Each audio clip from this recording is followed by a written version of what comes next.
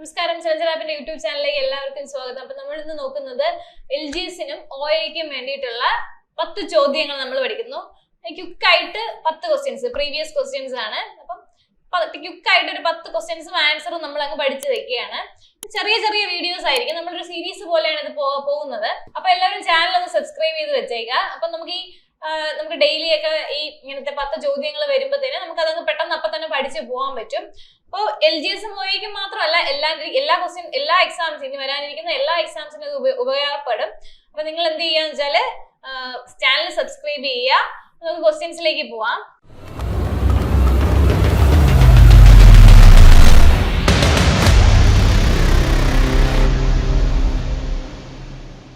ഒന്നാമത്തെ ക്വസ്റ്റ്യൻ, ദേശീയ സമരകാലത്തെ പ്രധാന പത്രമായ അൽ ഹിലാലിന് നേതൃത്വം നൽകിയത് ആരെന്നാണ്.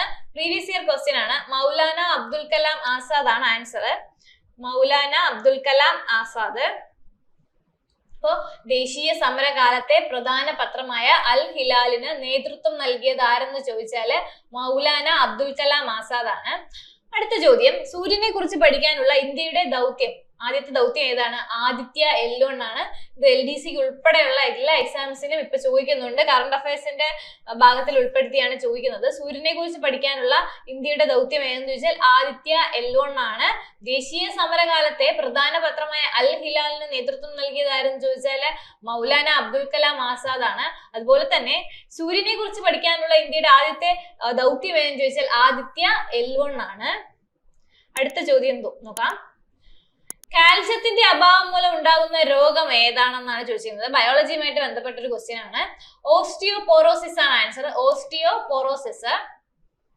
അപ്പോ കാൽസ്യത്തിന്റെ അഭാവം മൂലം ഉണ്ടാകുന്ന രോഗം ഓസ്റ്റിയോപോറോസിസ് ആണ്.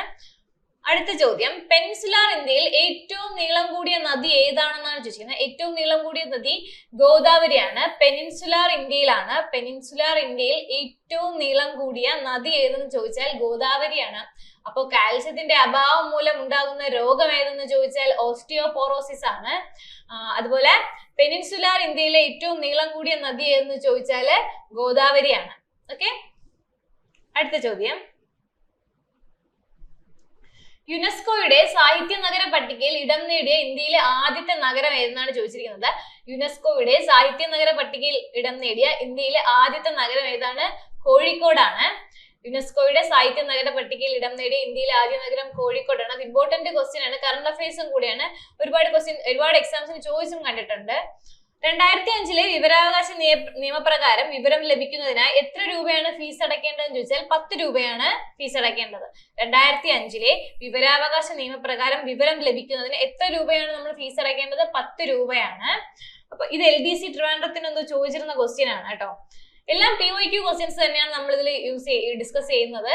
അപ്പം ഇനി വരുന്ന OAക്കും LGSനും വേണ്ടിയിട്ടാണ്. അപ്പൊ നിങ്ങൾ പെട്ടെന്നൊന്ന് പഠിക്കാൻ വേണ്ടിയിട്ടാണ് പെട്ടെന്ന് ഒരു 10 ക്വസ്റ്റ്യൻ തരുന്നത്.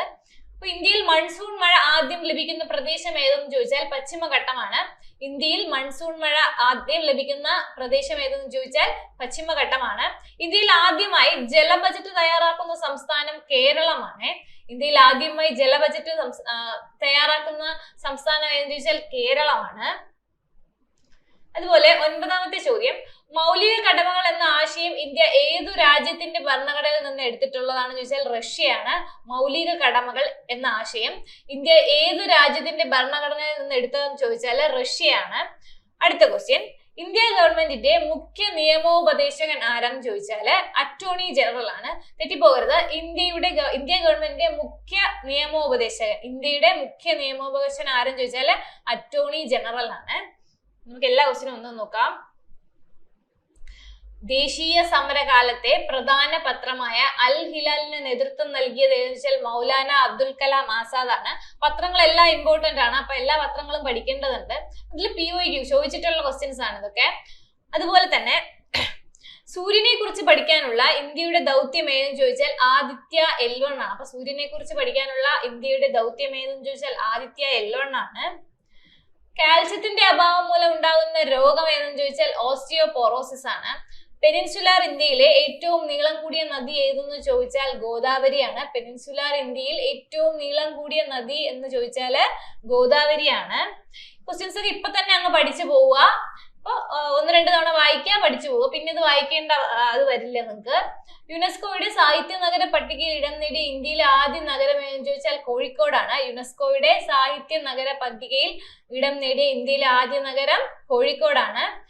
അതുപോലെ 2005 വിവരാവകാശ നിയമപ്രകാരം വിവരം ലഭിക്കുന്നതിനായി എത്ര രൂപയാണ് നമ്മൾ ഫീസ് അടയ്ക്കേണ്ടത് ചോദിച്ചാൽ 10 രൂപയാണ് ഫീസ് അടയ്ക്കേണ്ടത്.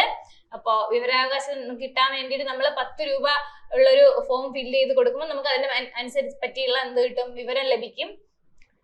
ഇന്ത്യയിൽ മൺസൂൺ മഴ ആദ്യം ലഭിക്കുന്ന പ്രദേശം ഏതെന്ന് ചോദിച്ചാൽ പശ്ചിമഘട്ടമാണ്. ഇന്ത്യയിൽ മൺസൂൺ മഴ ആദ്യം ലഭിക്കുന്ന പ്രദേശം ഏതെന്ന് ചോദിച്ചാൽ ഏതാണ്, പശ്ചിമഘട്ടമാണ്. അതുപോലെ ഇന്ത്യയിൽ ആദ്യമായി ജല ബജറ്റ് തയ്യാറാക്കുന്ന സംസ്ഥാനം കേരളമാണ്. ഇന്ത്യയിൽ ആദ്യമായി ജല ബജറ്റ് തയ്യാറാക്കിയ സംസ്ഥാനം ആരെന്ന് ചോദിച്ചാൽ കേരളമാണ്.